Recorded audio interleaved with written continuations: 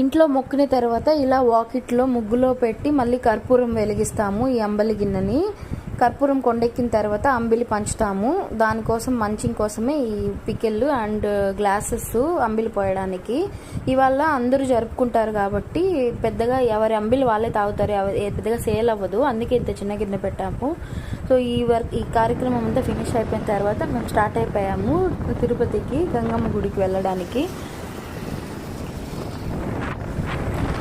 Summer కాబట్టి కొంచెం ఎర్లీగానే start అయిపోయాము. తిరిగి వచ్చేసరికి ఎండ ఎక్కువగా ఉంటుంది అందుకనేసే. ప్లస్ బైక్స్లో వెళ్ళిపోతున్నాము. నేను డాడీ ఒక బైక్లో, అమ్మ అన్న ఒక బైక్లో వెళ్ళిపోతున్నారు. ఎందుకంటే మనకి బైక్లో అయితే కొంచెం కంఫర్టబుల్గా ఉంటుంది. లోపల ట్రాఫిక్ ఉన్నా కూడా మనం దూరుకొని వెళ్ళిపోవచ్చు. కార్ అయితే చాలా లేట్ అయిపోతుంది టర్నింగ్స్ అవన్నీ చేసుకోవడానికి.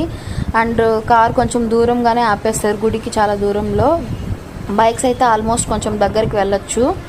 మేమైతే ఇలా గుడికి వెళ్ళేటప్పుడు ఆ విధంగా బొట్లు పెట్టుకొని వెళ్తాము.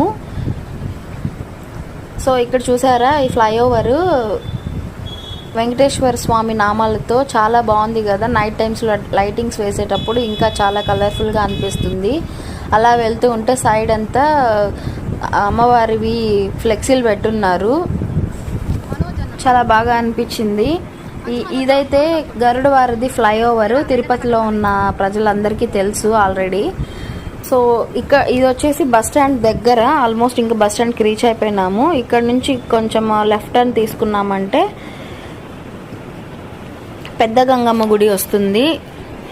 తిరుపతిలో అయితే పెద్ద గంగమ్మ గుడి, వేషాలమ్మ గుడి, తాతయ్య గుంట గంగమ్మ గుడి, ఇలా చాలా గంగమ్మ గుళ్ళు ఉన్నాయి. కానీ జాతర అయితే స్పెషల్గా తాతయ్య గుంట గంగమ్మ గుడిలోనే చేస్తారు. సో ఇది పెద్ద గంగమ్మ గుడి. ఇంతకుముందు చాలా చిన్నదిగా ఉండేది, ఇప్పుడు చాలా బాగా డెవలప్ చేసి కొత్తగా కట్టారనమాట. దీన్ని తాళ్ళపాక గంగమ్మ గుడి అని చెప్తారు. ఇప్పుడు ఇది దేవస్థానం హ్యాండ్ ఓవర్ చేసుకుంది కాబట్టి ప్రతి గుడిని చాలా బాగా డెవలప్ చేస్తున్నారు. ఇంతకుముందు దేవస్థానం హ్యాండ్ ఓవర్లో ఉండేది కాదు.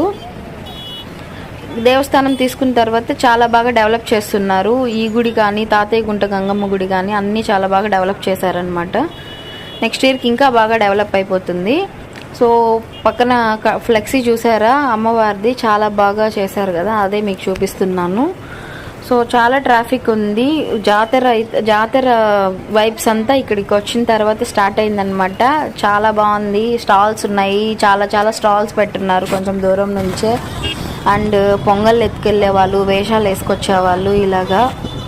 సో బైక్స్ అయితే కొంచెం దూరంలో ఆపేశారు. మేము రీచ్ అయిపోయాము. ఇంకా బైక్ పార్క్ చేసి వెళ్ళిపోవడమే. గుడికి వచ్చేసాం ఫైనల్.